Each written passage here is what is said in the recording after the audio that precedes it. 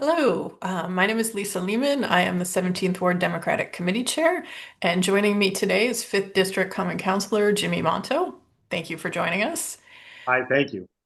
Hi, and I'm hoping that you could start us off with an introduction and tell us a little bit about yourself and the 5th District. Sure. As you said, my name is Jimmy Monto. I am the Syracuse Common Councilor for the 5th District. I live in the Eastwood neighborhood of Syracuse, where I have lived on the same street at least for 20 years. I was actually born about 3.5 city blocks from where I currently live now. My dad and my grandpa both born in Eastwood, so I have some pretty deep roots in Eastwood and in the 5th District. I live here with my husband of 24 years. That's crazy when I say that, but doesn't I don't feel that old that I could say that, but it depends on the day. So the fifth district covers all of Eastwood proper. It covers all of Sedgwick. It also covers Lincoln Hill and then up into the Salt Springs area. Everything that is north of Salt Springs Road is mine in that neighborhood. So I say to people, it is a very, very diverse district across all spectrums, what we look like, where we work, income levels, education levels. We're all over the place, which is amazing for me because that's exactly what the city is. So, Nice. And for those who may not know or maybe haven't spent much time thinking about it, can you talk a little bit about what the Syracuse Common Council does, what their main set of responsibilities are? yeah. So I kind of take that question. People ask me that all the time, believe it or not. And it's usually student bodies, students that are writing stories, and they say, this body, what does it do? And I guess officially what we do is we make and amend laws, create legislation. We also are responsible for the budget. We're responsible for approving or not approving mayoral initiatives. But in my favorite thing that we do, I think, and the most important thing we do is we are the public forum really for the city of Syracuse. All of our committee meetings and our public hearings are open to the public. They're not always at the most convenient times for the public, and we could talk about that at length. But we are an open forum. Those meetings are, you can come and sit. They may not be exciting all the time, but sometimes they are. And we also live stream everything. So that and the piece that is, I think, truly the most important for me is we're the constituent services people in the city, and the neighborhood initiatives that get to the council. A lot of them get to the council coming in from people like myself and my other colleagues who are long time residents of the neighborhoods that we live in, steeped in neighborhood advocacy, Mhm. etc. So, there are official duties. We are the body that approves the budget. We are the body that approves contracts. We are the body that approves the sale of properties, etc. As you know, but just as important, if not more important, is we really are the voice for the people that vote for us and live in our districts. And in that context, what issues do you currently see as most pressing for the city of Syracuse and for the 5th District? So you felt my pause there because there's a Mhm. lot of them. I think probably if I have to pick one, and I guess you didn't say I have to pick one, but if I did have to pick one, I would say that housing right now is probably I don't like to use the word crisis all the time, but I think we're at a place where it's problematic. Like reasonable, affordable housing for everyday people in the city is out of reach. With that, I think also comes a lot of other problems with the actual housing market itself. I think we have not only a price problem, but we have an availability problem, right? There's just not enough places for people to live. We have an aging housing stock in the city. And as you see those structures, many of them age out. We have to keep up with building as fast as we possibly can to make room for people.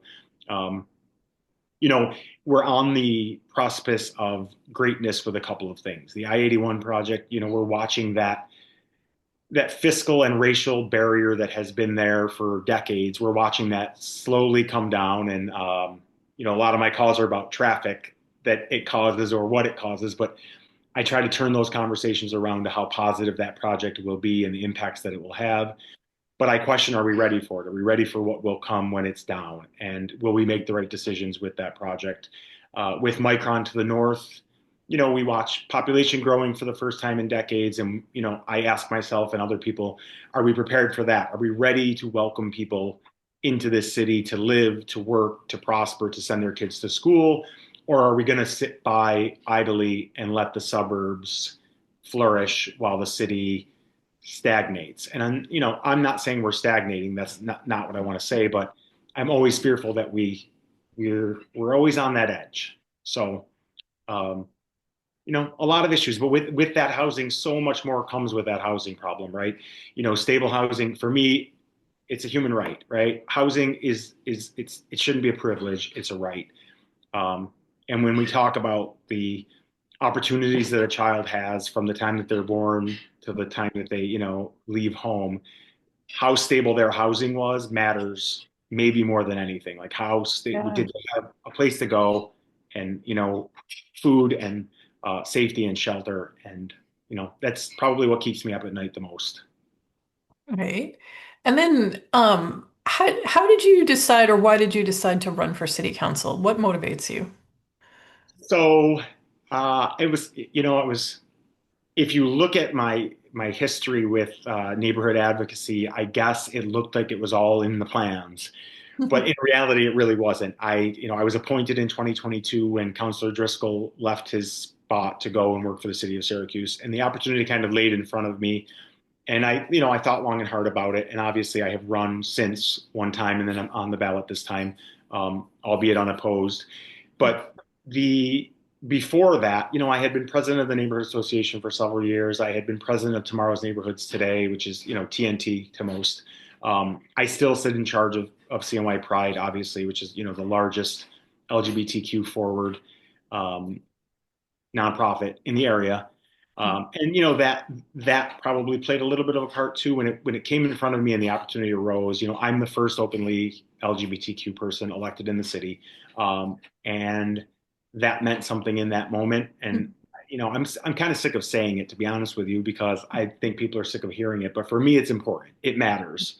Um, and I was the first. I'm certainly there's more now. We have more. The council will be extremely diverse come this November, come January when people are seated. So I Yeah. like to think it was accidental, but I guess I've been politically involved for a long time, as you know, and as anybody knows, I'm chair of the city party, and this is my second stint at that. I did it for a little while a decade ago, and a little while now, and I'll Mhm. move on to something else. And but it's been great so far.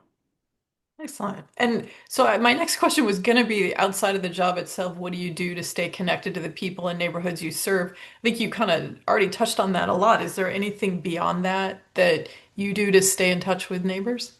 I think it's all of those little things that when they accumulate, you realize like, oh, it's easy to stay in contact with your district because all of those little things added up. And those might just be, neighborhood meetings, as something as simple as answering the phone constantly. Uh, I'm a door knocker when it comes to political action, trying to get people registered, trying to get people to vote. I love knocking doors in my district. I always have, even when I don't have to go and be getting signatures. I'm still knocking doors for other things, and that could be something as simple as a block wants to have a block party, and you're trying to help them make that happen. You go and knock a few of the doors to try to teach them how to get that process going. Um, we're getting ready. In October, we do a huge Halloween party on my front lawn for the neighborhood. Um, it's kind of become this legendary thing over here. Forest Hill Drive is a Halloween legend, and we do 1,500 hot dogs for kids, Oh, and wow. Okay. it's grown every year, and more people come, and it's become a situation now where people from the neighborhood come and they volunteer. And last Friday night we had a food truck out in front of the house, and I just kind of post it to social media and just invite people to come. It's the little thing. Yep. It's making sure that you go to the neighborhood association meetings and make sure when someone calls you and they say, I have to show you something on my street, that you actually go up and look at it, or go to that block and say, I can't come right now, but I'll see you Saturday and we could take a look at it. It means a lot to that single neighbor Oh, when you do that. And that neighbor, I guarantee you, will talk to, everybody around them and say, Councilor Monto is accessible because I called him and he came up here, or I called him and he called me back. Um, and accessibility for me is the most important part, and it has been. I publish my phone number, I publish my email, my Yeah. address is out there. I'm not afraid of people calling me. I will call them back. Um, People often will ask if I get a lot of trivial questions or they say stupid questions, and I don't think anything's trivial or stupid to the person that is actually reaching out to ask that question, right? So they were important. If it was important enough to that person to call me, they at least deserve a response. And believe me, many times they don't like the response because there's only so much we can do for so many requests. But most of the time, constituents leave that conversation thinking at least my elected official called me back. So That's a great transition to my next question, which is for someone out there who maybe does need to reach you for something council related, what is the best way for them to reach you? Is it phone or? I think it's probably phone because I get it. Text messages and phone calls and voicemails, I return them. I may not answer right away because I might be doing something, but I do call them back. But I have a website. They can always call the council office. We have staff there that will take the message. We always get those messages. Okay. Uh, and I'm pretty quick. I try 24 hours. The only time on the weekend, sometimes it's harder just because, we have a lawn to mow over here too. But um, I try 24 hours. It's my rule. And, a lot of the times we just don't have the answers as counselors because we don't run these departments. And often constituents will say, why don't you have the answer? Why is it taking so long? And it's not anybody's fault. It's just that us reaching out to, DPW or the Parks Department, Yeah. they have a million things going on. So, a little answer about a little item just gets lost in the shuffle. But, I'm persistent. Very good. And also, if someone would like to get involved in your campaign, how can they do that? Well, this year, I think I've had some people ask to volunteer for my campaign, and I say, listen, I'm unopposed, so let me push you somewhere else that I think is important. Let Ah, me give you to somebody who needs you, who has opposition, or it's not even about the opposition. I think sometimes when you have been doing it for as long as I've been doing it, or helping other people for as long as I have been, you become seasoned enough where you don't need a lot of help mhm. unless if I was running for a new office in a bigger area, I think I would be asking for help. But there are brand new candidates out there who have never done it before, and they need all the help they can get. So right now, if people want to help, certainly reach out to me. Just know that I probably will give you to somebody else who I think needs the help more than I do. Um, and Right. we're all happy to have help. Excellent. All right. Thank you so much for joining us today. And to all of you out there, if you found this content helpful, please remember to give us a like and subscribe so that you can hear from all of our great Democratic candidates. Thank you.